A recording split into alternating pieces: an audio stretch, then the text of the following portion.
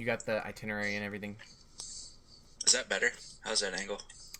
You're sideways now. I'm sideways. Yeah. Um,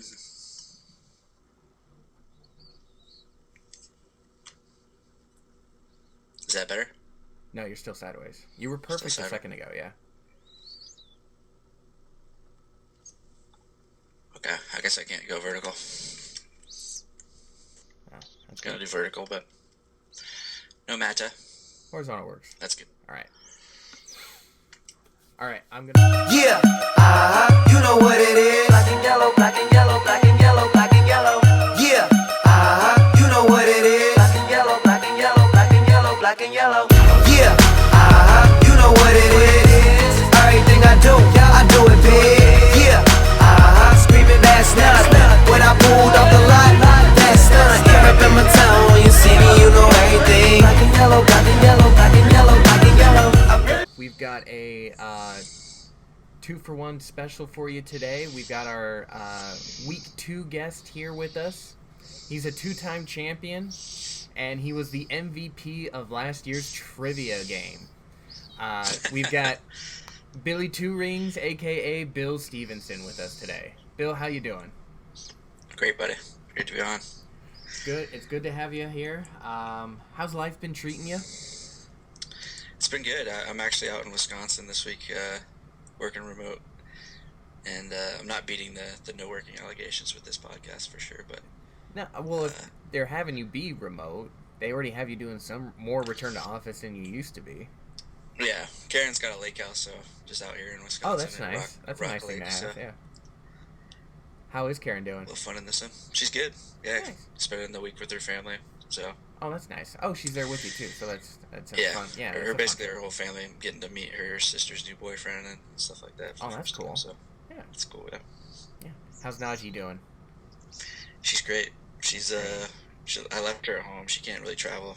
No, it's anymore hard these to days, travel with a she'll be cat. she'll be a week by herself, but make sure water and food. I got one of those automatic food and water things, so Good. Yeah, should be good. And I think be all Connor's set. gonna come hang out with her for a little bit. But that's good. Yeah. That's nice. yeah, everyone was telling me to change, or if I'm gonna change my cat's name since Najee's no longer there. I've gotten a lot of those comments I mean, because he's on the Chargers now. I think it's too late for her now. You just gotta, yeah. Oh, I know. Yeah. I would never change it. Oh no, you did get the little Chargers tag for Yeah, it I got too. a little, Yeah, that's perfect. Charger Thunderbolt thing. I've actually had to take it off. She was getting pissed about it. I think it was like poking her. No, So, yeah, I can understand that. I got a bell on Lila lately, and it's starting to debating taking it off. I think it scares Yeah. her. I think she forgets it's there, and then the bell goes off, and she freaks out.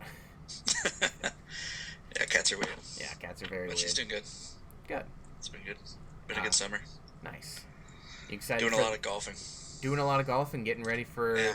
Vegas. You gonna show up some people? Maybe do a little I hustling. think so. I think I'm going to surprise a few people. I've been in the lab. I've been a student of the game. I shot an 83 the other day. Damn, Best I ever shot. Best I ever played. And, that's awesome.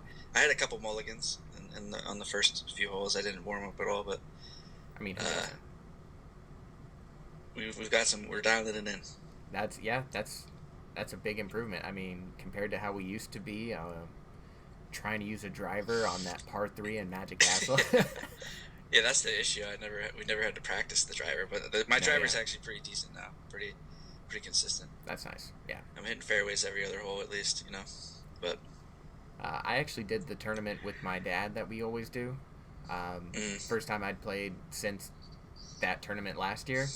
I honestly shot the best game of my life, and now I want to play again. But yeah, it might have to be ever one of since your things. that trip to Scotland with Connor and Yeah, that and would Dan, I've been taking it more serious. I got a new 3-wood and a new driver since then, so yeah, I'm excited to show Dan Yeah. how my game's improved. You know, you're right in that spot now that if Dan has a really bad day and you have like one of your best days, I know you might shoot better than him. I'm coming for you, Dan. I'm coming for your title. Best golfer in the league. Keep an eye out, Dan. Shots have been fired. I don't think I'll ever break even, but I want to break 80. That's my next goal. It's good to have goals. Yeah. So yeah, everything's going well. That's good, buddy. Other than the golf, obviously, what else are you excited for on Vegas? Obviously the little show, that'll be fun. Yeah, Sphere will be fun. Seeing how everyone interacts. Yeah, just gambling. I know. I saw your title. I haven't watched the podcast yet, but I saw the title was "You're a BJ guy" or something with no crabs for you. The title of the first one was from the trivia part. I did a Who Said That with Bennett, and it was only BJ's for me. Brain not big enough for crabs or something like that. It was something Lisher said, which was. Oh, okay. Yeah. I have to watch the podcast. I haven't seen it yet, but no, yeah, it just came out. Have you learned today. crabs? Everyone needs to learn crabs. I am learning crabs. As their Yes, homework. I Okay. I did. What was it? I think it was the Black Rock trip. Ian Kyle told me a little bit about it, but that was a while ago. I've probably forgotten everything he said. Just a couple YouTube refresh courses, and you'll be right in there. Yeah, and it'll be fun to have that one big game where we are all around the table. That'll be a nice moment. Oh, absolutely. Yeah. If you dedicate a few hours, anybody can learn it. You just have to. Yeah, it's like any game. Be willing to learn and study a little bit. Yeah. Yeah. It'll be Personally, fun. I use the Iron Cross. If anyone wants to look Iron that up, Cross, that's Jesus Christ, strategy. throwing out strategies and stuff. I love it. Yeah, there's names for all the strategies. Oh, I love that. Oh, we could be huge nerds and learn them all real quick, even though we have no skill whatsoever.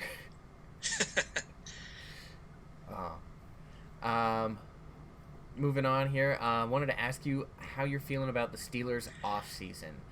You know how I feel about Aaron Rodgers. We've talked about him before. I'm sure you don't like him. If I had to guess, he's a bullshit artist in every sense of the word. Everything he's an enigma. Have you seen? He is not an enigma. He's just he's just. Have you seen his Netflix thing? I haven't seen it yet. No, I'm not gonna. I've been told to watch it. I'm not going to give any time or effort to that. Okay, that's fair. I mean, I just want to watch it. I can probably sum it up. He thinks that doing drugs at certain levels turns him into a super genius. And I mean, people have been saying that since Sherlock Holmes. Like, he was a drug addict, and he measured out his perfect amounts to... And you know what? He still ended up addicted and fucked up in the books.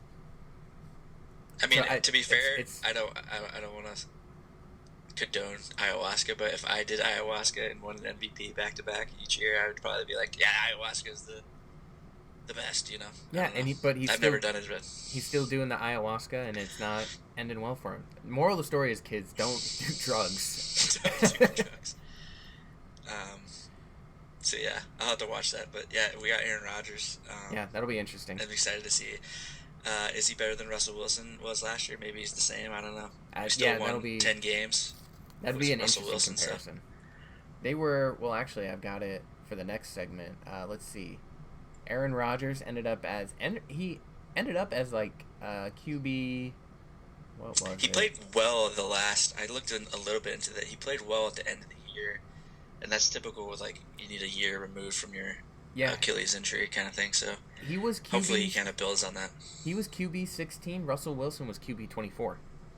Okay, so fantasy wise, at least he was doing better. We'll have a better QB play hopefully, and then we got rid of George Pickens, which was kind of sad to see. He was basically on a 1-year deal. I don't think they were going to re-sign him. So, I think they just understood that you might as well get something out of him instead of nothing. But it would have been fun to see DK Metcalf and George Pickens together for a year. That would have been a lot of fun. I don't know. Did you talk to Coach about it at all?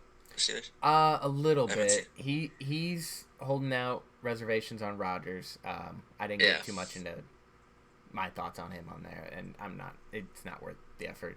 As long as he just plays football and doesn't. Yeah, I mean, get too crazy. He could still easily go out and do his job. I fully believe that if he locks in and focuses just on football and not going on Pat McAfee every week, he could go back to what he was.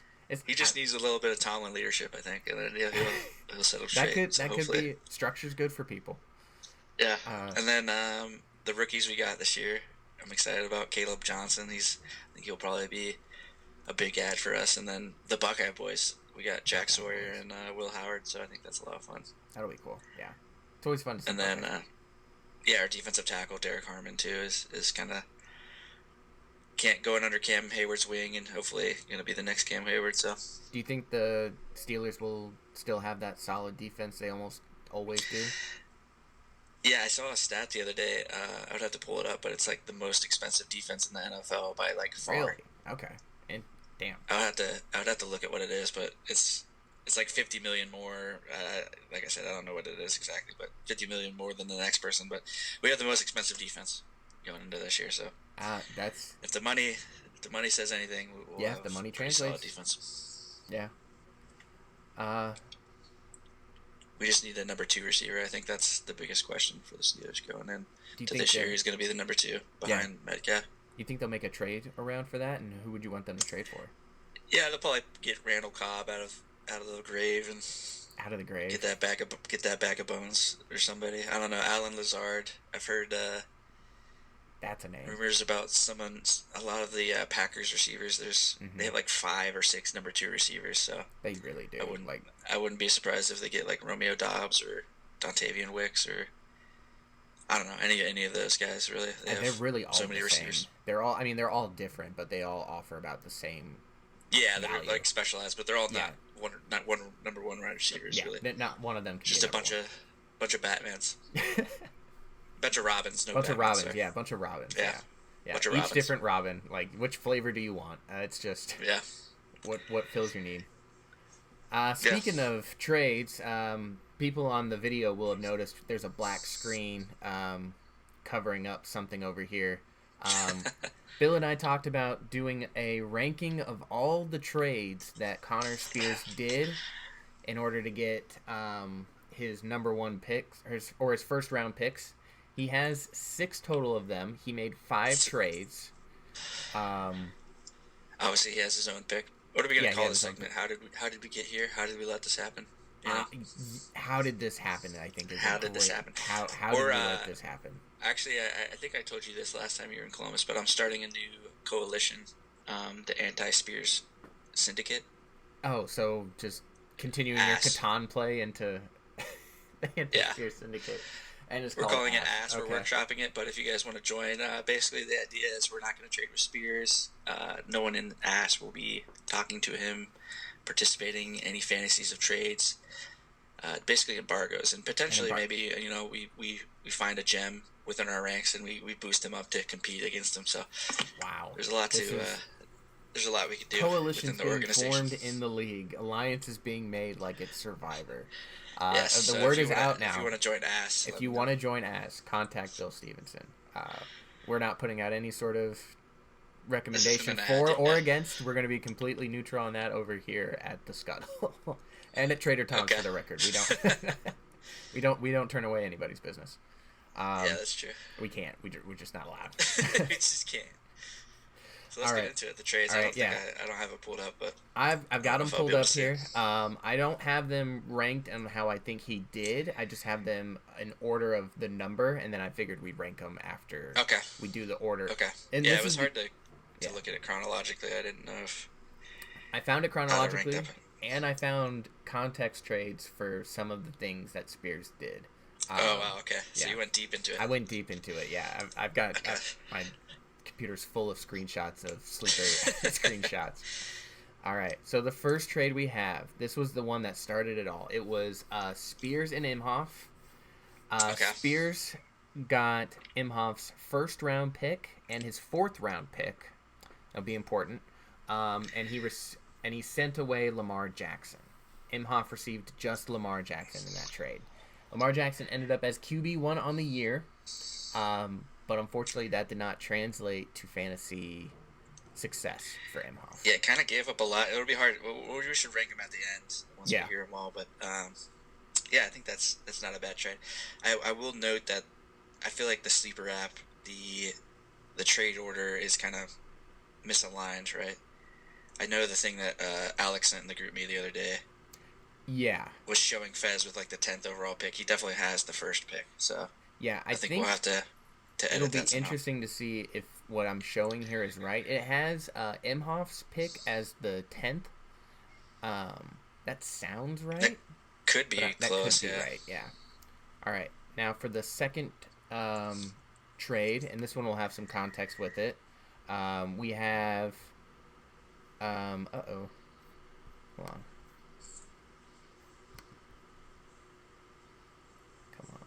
Little technical difficulties. All right. It'll be a little bit smaller for those of you watching on the video, but this one, Spears sent Anthony Richardson, Jackson Smith. This has got to be Joe, right? Yeah, this is the Joe trade. Jackson Smith, Najiba, and Imhoff's fourth round. Yeah, I can't. I'm so bad at pronouncing football players' names. It's embarrassing. It's the whitest thing about me. And then he also sent Imhoff's fourth round pick. And then Spears received Joe's first round pick, which is currently ranked as the fourth pick. So this is Did definitely he miss the wrong. playoffs? No, Joe won. Oh yeah, right. Yeah, okay. so that's definitely wrong. That's definitely not correct. Yeah, he should have 12. Yeah, he should have 12. So he got that first round pick at 12, and then he got Devonta Smith and Jalen McMillan. I think Jalen McMillan might be a keeper. Yeah, it's kind of ass though. That's just a throwaway there. I don't think there's much value. What was Devonta Smith? What did he end up being? Devonta Smith ended up being wide receiver 29. Jalen McMillan was wide receiver 53. What about Nick Jigba? He was wide receiver 10. Nick Jigba? Yeah. Really? Yeah, and then Anthony Richardson was QB 25. Richardson was ass. He was. That was. He was my first round pick. I didn't know Nick Jigba was that good. Yeah. Honestly, I didn't know he played that well, but it seems like he would have won the championship even if he didn't make the straight to me. I don't know. It's possible. I don't think this how is the that one values, that how that shakes out. Maybe Jigba had some big games in the playoffs, but yeah, that was. I feel like he would have to. We'd have to see how he played against Devonta. Let me pull up what he was in the doing. Playoffs. Yeah, in the playoffs. Let's see here.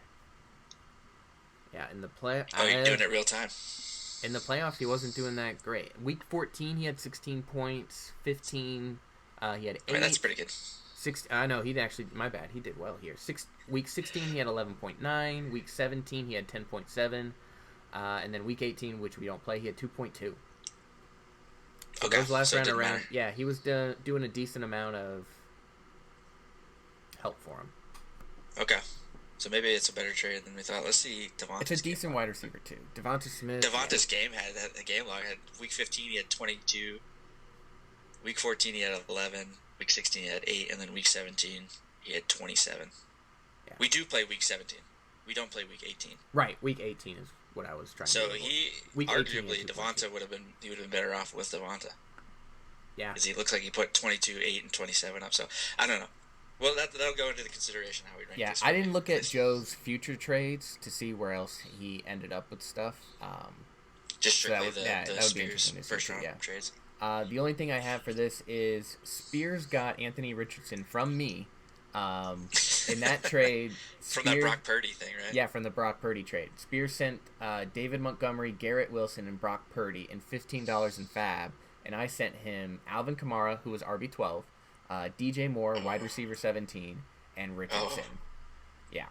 Garrett Wilson was wide receiver 9, David Montgomery, RB 18, and Brock Purdy was 14. Making moves last year, dude. Yeah, Spears was trading a lot.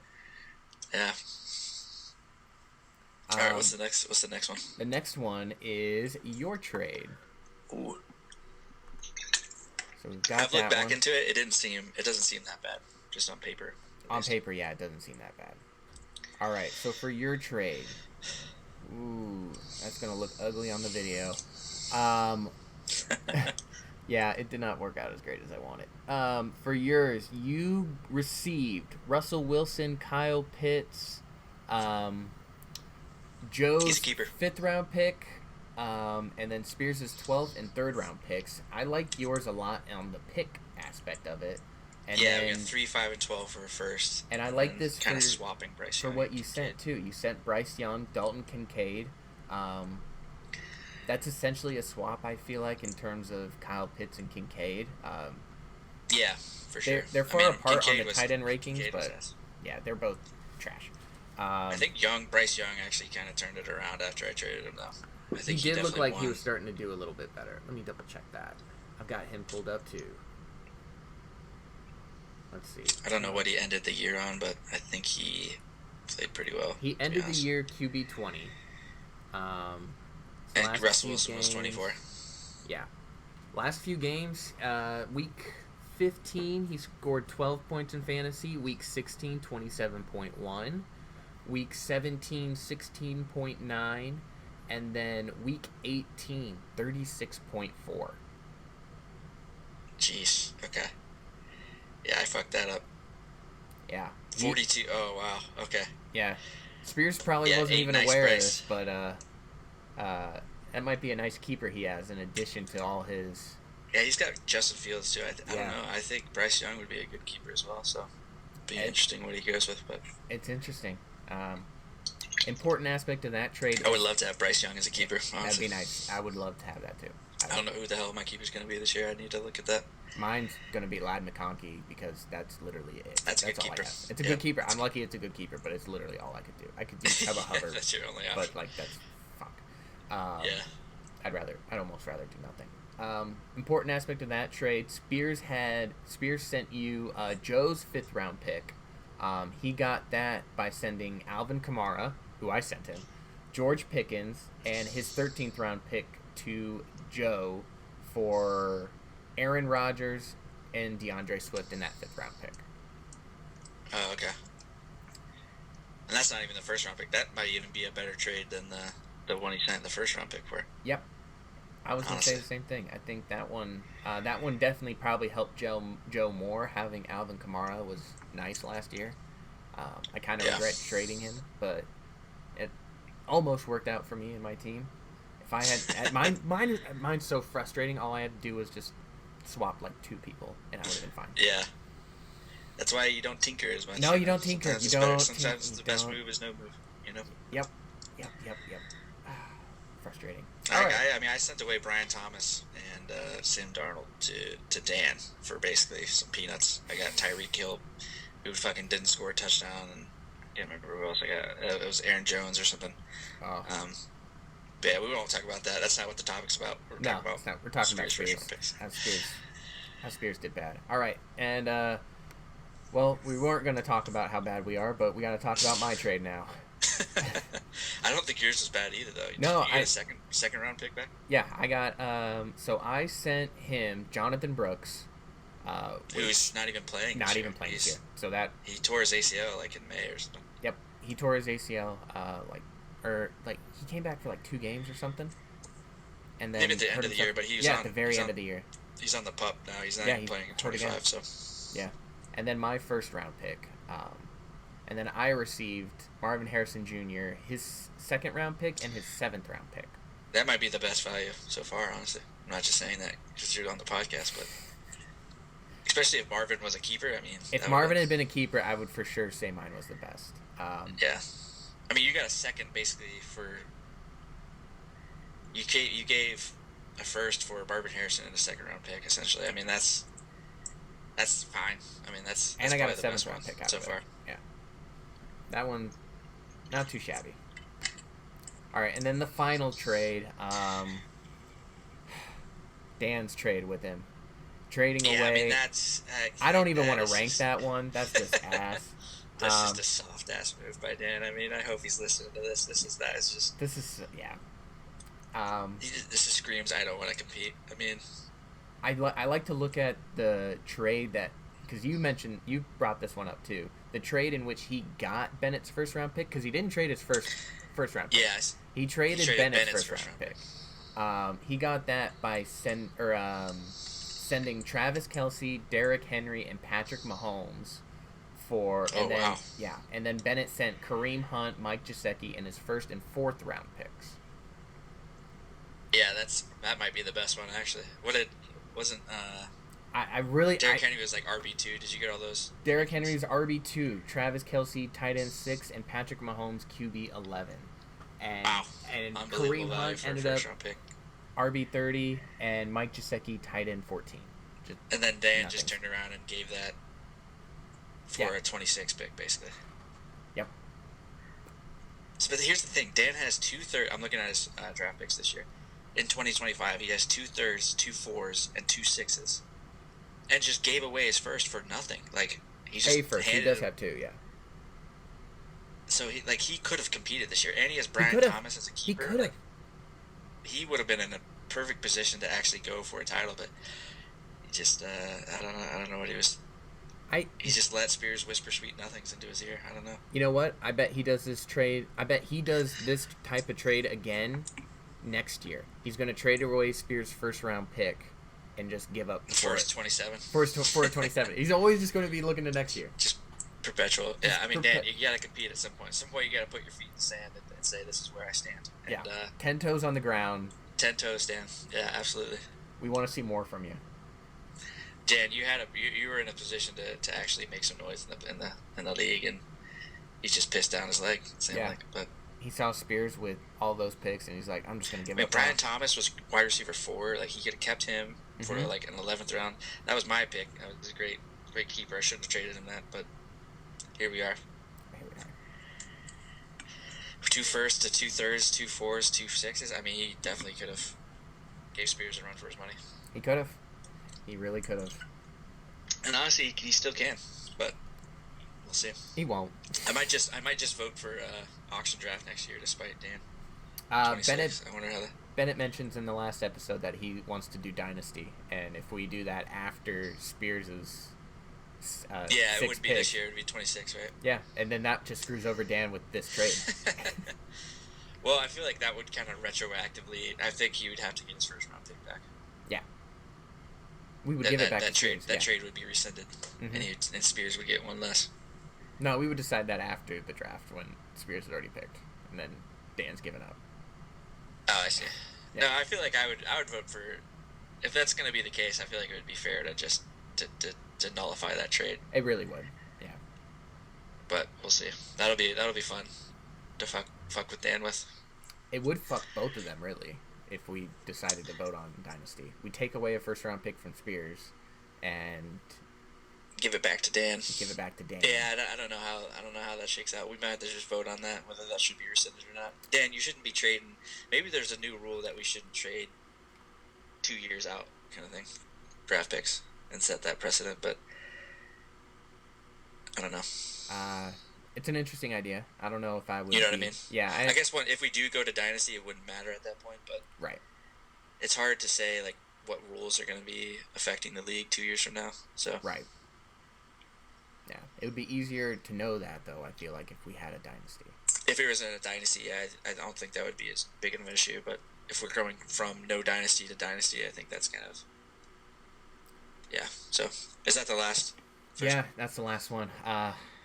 So okay. How are you gonna rank them, Bill? What are you gonna say? So I think the best value probably was Coach's trade to Dan. I don't know that technically is a technicality because then Dan turned around and gave it to Spears, but yeah, I think we just he got a lot for that first round pick. Yeah, I would say yours is probably second with Marvin Harrison for a second. Yeah, probably me at 3. Just because I got a 3rd, a 5th, and a 12th. I know I'm a little biased on that. I'd say it's middle of the road. I think that's a good. What was the other two? Because for yours and mine, like we were both trying to get to actually, to competing I'll levels. throw Ian in front of me. I think he got Lamar, who was QB1 for basically for a first. So that's probably a little bit better if you're actually going. If Imhoff had won, I would have said his without a doubt. Yeah, it didn't work out. It didn't work out, so it's kind of hard to. Yeah. I'll put him 3rd, put me 4th, and then Joe. I'll put him 5th because I don't think it's really so weird affected his outcome really. When I have him on, we're gonna have to go through his trades or something because I don't know what witchcraft he must have done because that trade. Yeah, I'm looking at it now. He didn't get much out of it for his first. Yeah. Yeah. He got Anthony Richardson, which God, dude, you should have known that I didn't want him.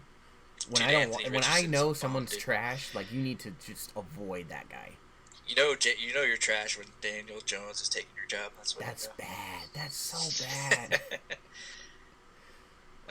Speaking of QBs, I wanted to talk about before we jump into the rule proposals thing, like evaluating QBs. NFL GMs are just bad at it. It seems like. I feel like they're too stuck in their ways. Anthony Richardson, I think they just get enamored by physical traits. Like Trey Lance a couple years ago. Anthony Richardson's a good example. He was a top 5 pick. J.J. McCarthy was a top 10 pick. And then you have someone like Will Howard. I know I'm a little biased here, but how is there that big of a difference between a top 10 pick and a 6th round pick? when you're talking about a guy that basically played really well in the playoffs. He beat Texas, Oregon, Tennessee, and then just Notre Dame to win the national championship. He played really well in that stretch. Mm-hmm. And that, so, I mean, I don't understand it. Yeah. And then Shedeur Sanders obviously falling to the 5th. I mean, there's I just don't understand what GMs really see. I think, yeah. The Shedeur one's probably character issues. I would say, yeah, those two are interesting though, because both of those situations show like their personality traits. It shows that like Will Howard can perform under pressure, and Shedeur Sanders, in whatever way he did, showed that he's not a team player or he's not coachable or.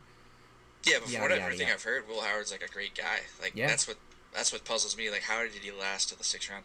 And then obviously he played super well in the playoffs. He had a stacked team, but it's like, Joe Burrow had a stacked team when he was the first overall pick. I don't think that really matters that much. And like you said, he lost to Oregon early on in the year, but he was able to bounce back. I think that speaks a lot to his. Yeah, that speaks a lot too. Resilience, But anyway, little tangent. I don't know what GMs are doing. Maybe nobody knows how to draft quarterbacks, so don't feel bad when you're. Nah, it's all just. When you're taking Bryce Young in the 10th round. Yeah, be less harder on yourself, because even the guys that get paid a bunch of money to do this also don't know what the hell they're doing. Can't predict success. Can't predict shit, yeah. All right. So, as you said, we're gonna move on into your rules proposal. I'm gonna take a bit of a step back on this. I'm just gonna tell you what slide you're on and everything. I'm sure you've got it pulled up too, and then I'll ask clarifying questions. Even if I know what it is. I haven't sent this to anyone, so you'll be seeing it first. Yeah, I'm excited. Live so, here. Ladies I'll and send gentlemen, it out once the podcast drops too. We will have that available for everybody in the group chat. But now, ladies and gentlemen, here is Bill Stephenson's rule proposal. We'll just call it a little TED Talk. How about that? We did a little slides. We got little slides for him, as you can see here. I got you on the title slide for your on the defensive scoring adjustments, and then I've got you now on your first proposed changes. Yeah, second. So slide. This is the defensive scoring changes. This is it's not 50 pages, Coach. It's just a little 16-pager here. I try to keep it light and tight. So the second page here, the goals going over. I know we got some feedback saying that the defensive scoring, like weekly high scores, were kind of too high, so we're kind of adjusting that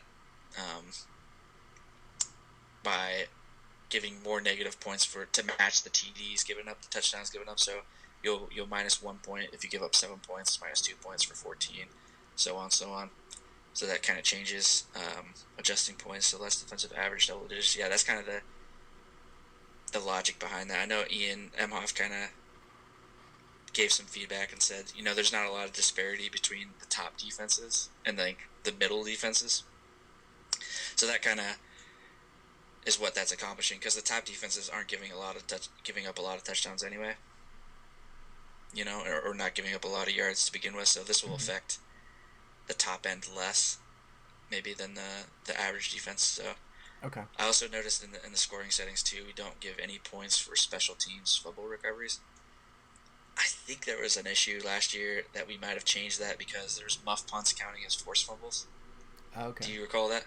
Yes, I do remember you talking about that. There was some issue with that, but I think if we just do fumble recoveries, we can still include that as points for the defense, because it doesn't make sense that it should be nothing. Right. Currently, there's 0 points for forced fumbles and fumble recoveries. I think we just go with fumble recoveries to avoid the forced fumble muffed punt thing. Yeah. I think that's a good fix for that. Yeah, so if you go to that next slide 3, this is kind of what the 2024 settings were the defensive compared settings. to the 2025 settings and what we're changing it to. So slide 3. Yeah, I see some big ones here. Points allowed would be minus 0.5 for so that's what I was talking about.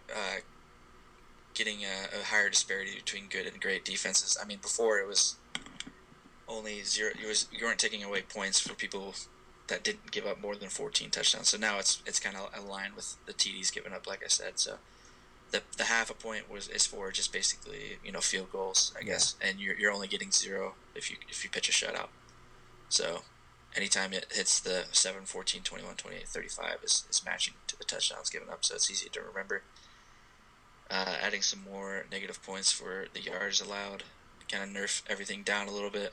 Yeah. And then at the very bottom, the special teams, forced fumble and fumble recovery. I think we can make it 1 or 2 points. I just kind of put it out there. I don't really have a preference either way, but I think it shouldn't be 0. I would think too. I don't know. Just treat it like a normal fumble recovery. Yeah. In the past, when we changed, I guess 1. Yeah. We changed it to the new format. We separated forced fumbles and fumble recoveries to 1 and 1. Since we're not adding any points for forced fumbles, we could do 2 points, but I don't know. It's up to you guys. I just threw the option out there. I'm curious what you think of that, though. I like that. I like the special teams fumble recovery because that is they're getting the ball back. Yeah, they're getting the ball back for the offense. Getting the ball back for your team.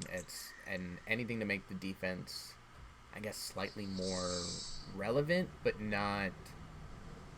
Yeah, it's only going to add a few points on the year, so it's not a huge change. And the bigger change is the points coming from the points allowed, the negative points that we're changing.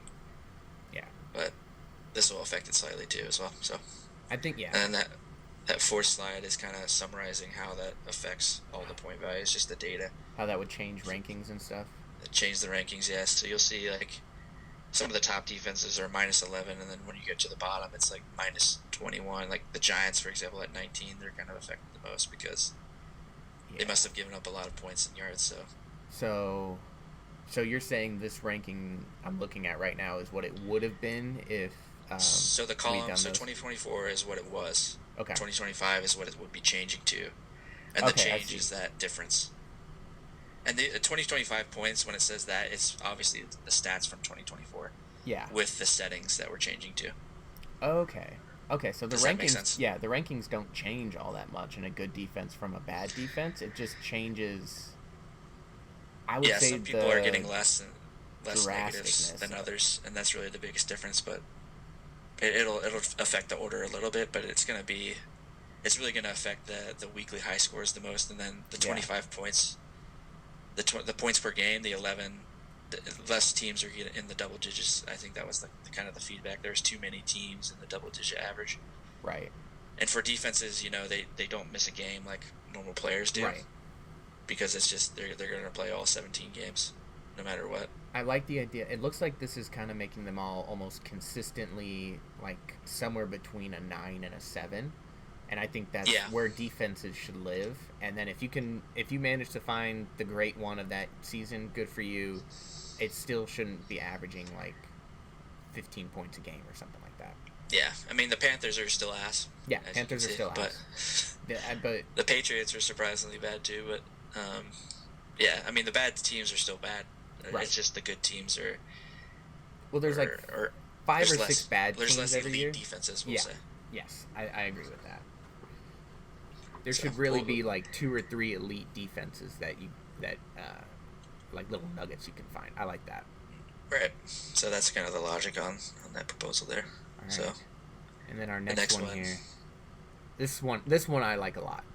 The tight end premium. So this is basically just changing tight ends to have a full point per reception. This is kind of in an effort to boost the tight end position in order to play them in your flex more often. I think Emhoff will love this rule change because he loves to roster 4 tight ends. So, maybe it'll actually be worth it now. But I know Alec is a tight end whisperer too, so he'll like that. But that's kind of the goal on this change. I didn't have any descriptions or anything. I think it's pretty straightforward. No, it's just an extra point. Yeah. It's just kind of adding an extra half a point per reception. So tight ends will be full PPR, and then this chart kind of shows what that does. Starting after the games played, the fantasy points is half PPR, what we did last year. Mm-hmm. The fantasy points per game that they scored, and then the full PPR is what we would be going to.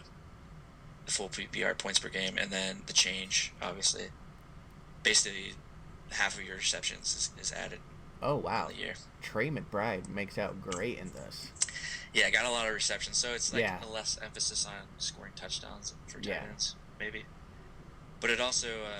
So here's the wide receiver points to show you a reference, top 32 wide receivers I put in there, fantasy points per game, and then top 32 running backs points per game. It's still way under that. So if you look, Brock Bowers would be at 262 in full PPR. He would be, 1 wide receiver 8.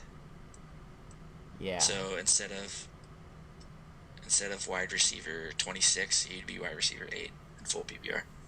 Does that make sense? Yeah.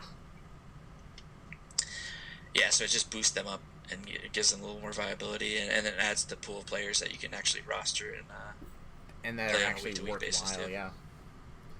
So I've heard a lot of good things about tight end premium. I think it's something we should definitely look at. I like that. All right, and then the next one here. Excited about this too. The return of the kicker. Yeah, I really went deep into this. Got a lot of data. We're naming it the Golden Rule after Robbie Gould himself. We should immortalize him. Yes. So here we go. The kickers are bullshit narrative. I think that really comes from. I mean, a lot of people say kickers are bullshit, but they don't really talk about why they're bullshit. From my perspective, they just think that's true.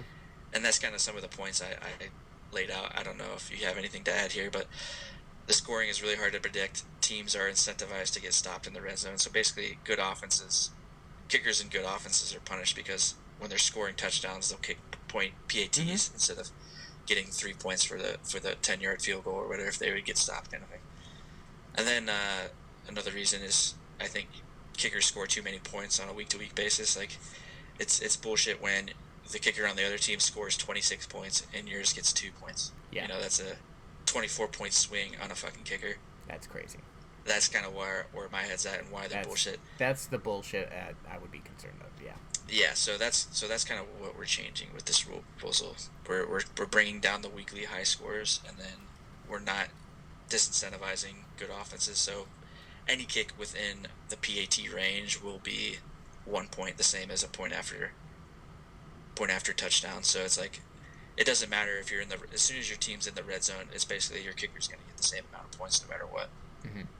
You see what I mean? So it really boosts good offenses too, because if your team's in the red zone a lot, your kicker will be in position to score a lot of points, kind of thing. Yeah. So yeah, some of the goals to scoring changes make scoring predictable. I talked about that. Extra points won't be less than 30-yard field goals. I thought a good thing too is rewarding 60-yard field goals. This will be like the touchdown for kickers. This will be like how they're going to score a lot of points on a given week if they hit a 60-yarder, and there's a lot of 60-yard stats that I go into on the next couple slides. But and then not losing your fantasy week on a 60-yard attempt. Usually the 60-yard field goals happen at the end of half or at the end of the game. I don't want it to be, you're trying to win your fantasy playoff matchup and your kicker attempts a 60-yard field goal and then loses that point to lose you the game, kind of thing. Yeah. I think that would add to the kickers are bullshit narrative. So we're actually giving you a point back. Even it's like basically a free attempt when they I think kick that's a fair 60-yard on 60. field goal. Yeah. And then rewarding accurate kickers. Obviously, the best kickers are gonna be the most accurate. Punish missed chip shots. So there's more negative points for missed field goals within like 20 yards. Say for example, I like that. You'll lose an extra point, and in some of the stats you'll see why. Yeah. Lower weekly high scorings. Yeah, that's kind of the goal. So I think we covered it. And then we have a nice picture of oh yeah, him with the masseuse. I chuckle every time I see that. That is funny. Okay, here's the stats to consider. Are you on that slide? Yeah, I'm here now. So yeah, some of the stats that I thought were pretty relevant. No kicker has made 2 60-yard field goals in one game. So if you're worried about the extra points for the 60-yard field goals, it really doesn't make that big of a difference because you're not going to get multiple 60-yard field goals ever. Really, it's never happened. So in the last 10 years, there's been 2,624 games. There's been 60-yard field goal attempts in 3% of the games, and that's kind of on the stat to your right. That column on your right is kind of all the attempts in the past 10 years. So there's really like 10 attempts per year on average. I would say maybe 6. Yeah, now there is 7 or 8. Used to not be. Yeah, there's more. It's kind of going up for sure, but there's not even that many a game. If there's 17 games times 32 teams, think of that many games. There's only 15 attempts in 24. Yeah. Right. So it doesn't really happen all that often.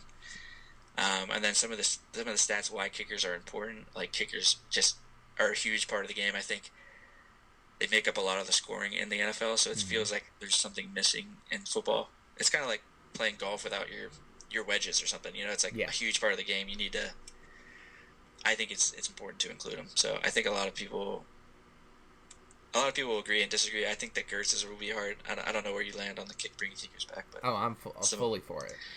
Okay. You heard it here first from the I know Scuttle. Joe We're fully for it here. will be on my side. I think we need to get a few more, probably 7 or 8. We've got Ink. Total, right? We'll have Joe. I would think Alec. Maybe Alec is a reasonable guy. He might listen to us. Yeah, he's totally reasonable. Yeah. I threw in Robbie Gould's career long 58 yards, so he would have never hit a 60-yard field goal ever. So it kind of goes to show you how rare the 60-yard field goals are. I mean, if Robbie Gould couldn't do it. Yeah, right. Right? So, and then some other stats. The most points scored by a fantasy kicker ever was Rob Baronis in Week 7, 2007. You can look up those stats as well. 8 for 8. That's kind of how he did it. I need to update. I ended up changing the Nerf score so that little line probably needs to be updated. I had to go back and add that, but that'll change slightly. The Nerf score. This is the third version build. 6.5, and then Nerf. Yeah, I changed that, but it just shows you what it's going to be going to. So even the best points, the most points ever scored by a fantasy kicker was 28. With the new recommended scoring, it's going to go down to 13, so more than half. Okay. Cut in half. Yeah. And then week 10, 2010, Jay Feely. It was like the second most points ever scored, 27.5. But he had a touchdown, a TD run. He had a 5-yard TD run. Yeah, right. That's like another reason I want to bring kickers back is because they have a chance to actually score touchdowns as well. So. Yeah, I mean that touchdown would just go to nobody. That'd be elite if your kicker scored a touchdown. Yeah, I don't like the idea of any points just not going being to left on the table. Yeah, just for any reason. So it just reflects what happens in the game. That's awesome. And then that last stat, only 13 touchdowns, receiving, rushing, and pass have been scored by kickers in the modern era, which is after the 1966 That's honestly draft, more than I would have expected. Very rare for a kicker to even score a touchdown, but it would be a fun wrinkle when it does happen to your kicker. Yeah. So. All right. Now this one is just your total kicking you looking stats at here. Kicking stats. So this is the past 10 years, 2015 to 2024. All the kicks that were attempted and made, so the makes, attempts for each yardage. It was hard to get this data, but it should be very accurate. The 60-yard field goals are pretty hard to kick. That's kind of why we're going to give you that point back. You know what I mean?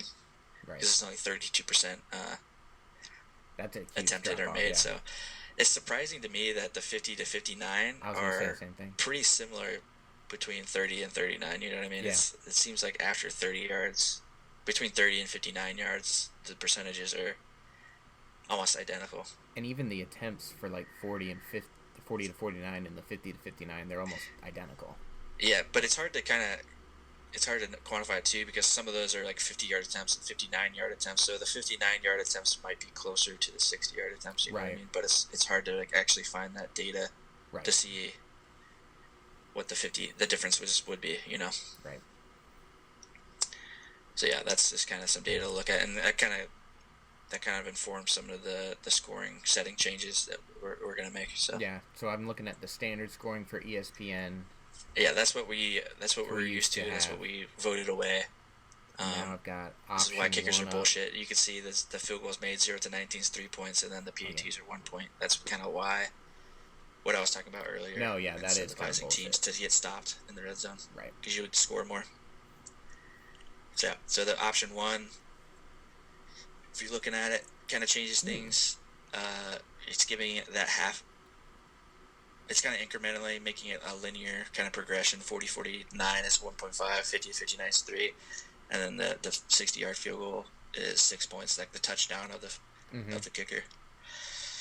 We're giving you less points. We're taking away more points for missing a 0 to 19-yard field goal. If you saw that chart from a couple slides ago, 0 to 19 is 100% make rate. It was that 52. It was 52 and 52. Yeah. If your kicker misses that, he's losing 3 points, because you're losing 1 for the field goal miss and then 2 for the 0 through 19, which it just gets punished more for missing a chip shot.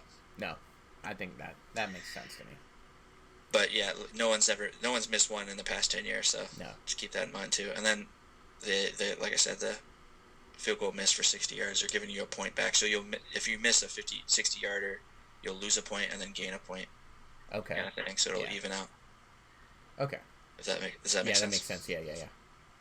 Okay. Yeah, and then option 2, this one is a little bit different. We're kind of changing some of the values. We're basing it on the yardage you kick. Oh. So points per field goal yard. That's the main thing to look at here is 0.03 yards, 0.03 points per yard. So right. a PAT, and basically where that comes from is 0.03 times 33. The PAT is 1. So a 33-yard field goal will be 1 point, just the same as the extra point. Okay. Does that make sense? Yeah. So if you do 33 times 0.03 is basically 0.99. It's the same as a PAT. Gotcha. And then it kind of scales based on the yardage. So there's also additional points for 50 to 59. You're getting an extra point there, and then 3 extra points for the 60-yard field goal. I think total, like if you kicked a 60-yard field goal total, you would get 60 times 0.03, which is like 1.8. Yeah. And then an additional 3, so you get 4.8. Interesting. So it's a little less than the other option for the upper end of the yardage, but I think it scales better.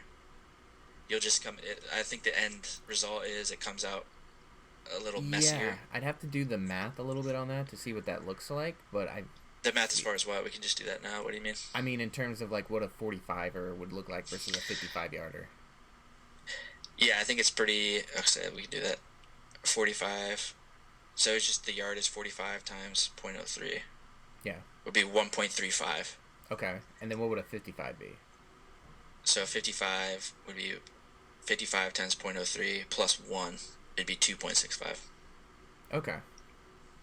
Oh yeah. So that's why I'm adding the 50, extra 1 for the 50 and then the 3 for the 60 because it doesn't scale as good as the other option. Right. Yeah, you can't. I don't know. Like I don't really have a preference on what option is my favorite, but it's really up to the league, I guess. This one, I would say, is very similar. The upper end is very similar. The difference is you're punishing the lower end. The PAT missed. Yeah. The misses are less punishing, but it's also less rewarding for the upper end too, because the 60-yard field goals won't be 6 points; they'll be 4.8 points, for example. Yeah. That's interesting. So this next chart, we're almost done here. 2-3 more. Everybody relax. I know everybody's don't mad. skip this part. This is important stuff. I know everybody's already done 2 times speed. So this just shows you like the top scores from last year, the top 12 scores from last year. Okay. And it's sorted by standard, and then that's kind of option 1, what that would translate to. Option 2, what that would translate to. Is that pretty straightforward? It looks. Is that pretty? So basically, the crazy all one the is stats Jake from 24. Moody there.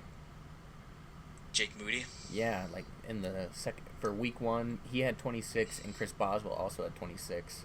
Yeah, I mean that's just based on the yardages, right? And the biggest one is Austin Siebert. You see from week 2, he scored 22 points. Oh yeah. In standard, but he was a chip shot merchant. You know, he was just hitting like 20-yard field goals a lot. So it seemed like in standard scoring, it gives him a lot of points. But I mean, in the new scoring format, it doesn't reward him as much. Yeah. Because he's just hitting a bunch of chip shot field goals. He's got a big difference between his option 1 and option 2 too. Well, not a big difference, but yeah. Yeah, and then this last slide kind of goes over the top 12 receivers based on the new options and what those would kind of correlate to. Okay.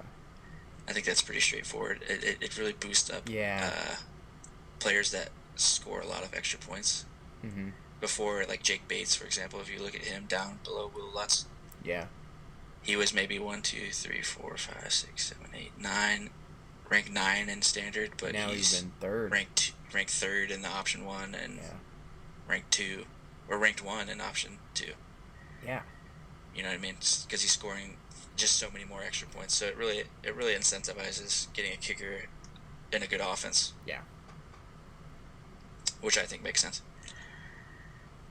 All right, and then our last one here. Pretty straightforward, yeah. And then that's just kind of comparing to each position what the standard option 1 and option 2 compared to, and what that would equate to compared to the other positions. Like before the standard, it was like wide receiver 16, kicker 1 was wide receiver 16, kicker 1 was RB 20. that kind of thing down the line. Option 1, it's way less impactful. So kickers are definitely less important. They're about half of defenses. Is what we're changing it to. So yeah, don't really need to go super in depth on that, but just more stats to look at. Well, Bill, I think that was the most that was a lot. Coherent and well put together version of this I've heard from you yet, from any rule proposal you've ever given. Wow. Okay. I'm very. Hopefully we didn't lose anybody, Chris. Oh, we lost some people for sure, but that's all right. Hope you're still on the line. All right. I promised you guys we're almost done here. We're gonna move on into our final segment. We're gonna do our trivia talk. I've got some old classics for you here, Bill, and at the same time, all of these questions are going to are in trivia as well. Okay. So, good to remember the answers in the back of your mind and do your best here. I've got 3 questions for you. So the first one, we got a classic. Went over great on the first episode. We have a Who Said That, and this one actually involves you a little bit. Okay. So the quote is, "If we do 4 days," referring to Vegas, "we should plan to do more non-gambling things. We won't make it out if we are only gambling and eating and watching Bill draft another shitty team." That's definitely Alec. I mean, that's gotta be Alec. Final answer, Alec? Alec, yeah. That was actually Dan Schlescher. Dan Schlescher came for it. Okay. Yeah. That sounds like Alec. It does sound a lot like Alec, but I would say that the gambling aspect. Yeah. Well, Alec's not a big gambler either. No, he's not. That's why I picked Al. Yeah. All right, and speaking of Dan, we got another old classic for us. We got a Dan drafted Monty Ball in the first round for you. From last year. No, this is it's a little twist. Trying to see how well you remember your own team. Okay. So, who did you draft first round, 11th overall, on the path to your first championship? So, what year is that? 2015. We need to look at those stats because I looked at the league history. It's not imported in Sleeper yet. No, I don't know how that would work. This is my PSA to Coach. We need to finish that. I've got access to all that stuff though. Bennett's. Do you? I tried to go on ESPN and it said your league wasn't activated or something. Yeah, it might How be did down. You get it? I have downloads of it. I'd have to go through some stuff. Yeah. Okay. He's got it all. So maybe we insert those in the off season. Yeah. Maybe Alec, instead of making Scuttle content, the Scuttle bomb. The Scuttle bomb? You didn't like the Scuttle bomb? You didn't bring it up when yeah, you're talking. Yeah, we can talk about that too. Yeah, I thought that was uncomfortable. I think the next one's gonna be, Fez having phone sex with Howie Roseman or something. I don't really know where he was going with that. Maybe I'd love for it to be a whole series of just us talking to GMs. Yeah. GMs. What was the question? 11th overall. 11th overall. Yeah, so it'd be 2015. Your championship. 2015. 11th overall. Can you tell me if it was a running back or a receiver? I think it would be a running back. It was a running back. That was back in the days where we were all about running backs. It's not Christian McCaffrey, is it? He wasn't playing back then. 2015. I'm trying to remember. Was it Le'Veon? It was not Le'Veon Bell. No. Okay. But it was. Good one. Was he good? It was an AFC player. It was Jeremy Hill. Jeremy Hill. Oh. Yeah. That's it. You bounced back well from that, I think. Yeah. So he didn't play that well that year, probably. I didn't pull up the stats for him, to be honest. I was too busy pulling up all the stats from Spears' Straits. All right, and then I've got one final question for you. Jeremy Hill, that's a name. All the questions I picked center around you, and I'm just now realizing that, weirdly enough. So the trivia question I've got for you is, what trade did you use to blame me for Alec's title? This seems like a spiteful question here. Yeah, I did pick. This is the first one I picked of all the questions. Yeah, it was the Cooper Kupp trade. Who did I trade for Cooper Kupp? Probably a bum. I don't know. Um, It's one of your bums. One of my A former bum. One of my former bums. Is it Jeremy Hill? No, it was Juju Smith. Juju Smith-Schuster for Cooper Cup. I also got Golden Tate and Ty Johnson, but to make things worse, I also sent him Jared Goff. Who was a stud? That year, yep. Oh, man. He was throwing to Cooper Cup. It was a nice little... I gave away a stack, I think. You gave away a stack. Interesting. Yeah. Hopefully you've learned. I've learned from that one. You learned from that decision. Everybody learns from trades. I will say that's probably my rock bottom, other than the Sam Laporta trade, but I could not have known how that was going to go. That one I don't feel as bad I could have told you how that's going to work out. That Sam Laporta trade, if we go tight end premium, maybe that would have been more worth it. I wouldn't have made fun of you. Let's see what he would have been. Let's pull that up. I'm curious now. Let's see where he would have been. I don't think he would have been good. No, he didn't PPR either. He didn't really do much. Let's see. But he definitely didn't score a lot of touchdowns either. So. No. Yeah, I think we live and learn. He actually would have gained like 30 points. I'm just glad Alec didn't win last year. I definitely would have blamed you again. Yeah. I'm happy about it too. Nobody wants to see him win more. 4's enough. He's fine for a long time. Yeah. All right. Well, we're gonna come up on the end here. I got 3 last questions I'm gonna ask you. I'm gonna ask everybody I'm doing in the series about this. First one: would you be interested in a league-wide D&D game over Zoom? Potentially. Just over the off season or when? Yeah, over the off season. I wouldn't do it during the season. Imhoff mentioned it to me. Imhoff started it? No, I would be the DM. I've been playing with some people I used to work with, and I'm learning from our DM how to do it. Okay. Yeah, I could be into it. Okay. I've never played it, to be honest with you, but I've heard about it. None of us really have, and I think that would make it kind of fun, especially if it's just us. Yeah, especially if there's stakes in the league somehow. Ooh, that'd be interesting. Play for fab dollars or something. Play for some fab dollars, yeah. That might get some more people in. Yeah. I could be into it. Yeah. Next question. I think I've asked you this before. Would you watch One Piece? Do I watch One Piece or would I watch one? Yeah. Could I get you to watch it? Yeah. I mean, I could watch One Piece. Why? All right. It's on Netflix, the live action version. Oh, the new live action version. Yeah, I would recommend watching. I've heard good things about it. It's 1,000 episodes. I would never ask that of any of you guys, but the live action is worth watching. So it's like a new. It's just recreating the anime. The anime, yeah. What season is on? Season 1 then? Oh, it's only on like season 1. Season 2 comes out soon though. That's kind of why I'm bringing it up. Okay. See if I can get you guys to watch it. It'd be fun to have someone else to talk about it. I'll check it out. Cool. And then finally, what are you watching or listening or reading that's making you happy and also giving you some prep for fantasy or just getting you excited for the season?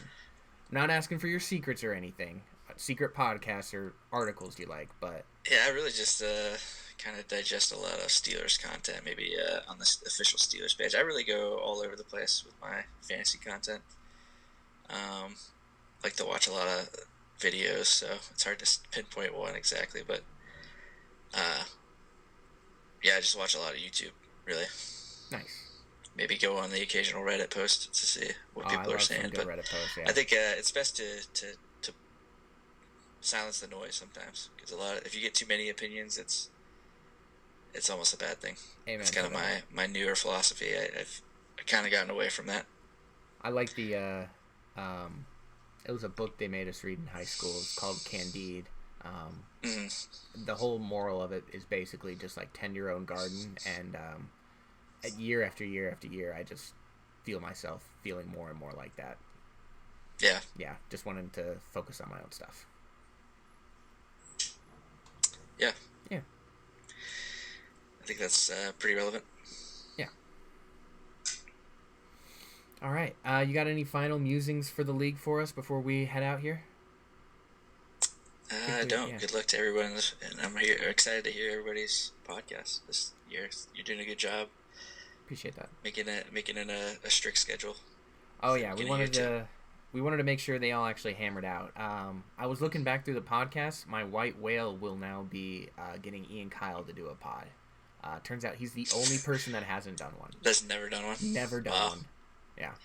I'll stay tuned for that one. That'll be good. Yeah, that's the goal. So that's going to be our long-running arc. Yeah. All right. Well, I'll see you, buddy. I love you. Yeah, we've been on here for a little while. Yeah, I we've been probably talking got to for a jump while. off. It was good talking to you. Good talking to you too, buddy. I'll see you soon. See you, buddy. Bye. Bye. That was a nice little podcast with Bill. The following is a special treat for especially video viewers. This is the only remaining footage of Bill's epic trivia performance during the Smash finale. He ended up defeating 4 different players out of 5 to essentially seal the victory for his team. Alec Romali, you may want to turn off the podcast after this. Please enjoy. Don't hesitate here. You guys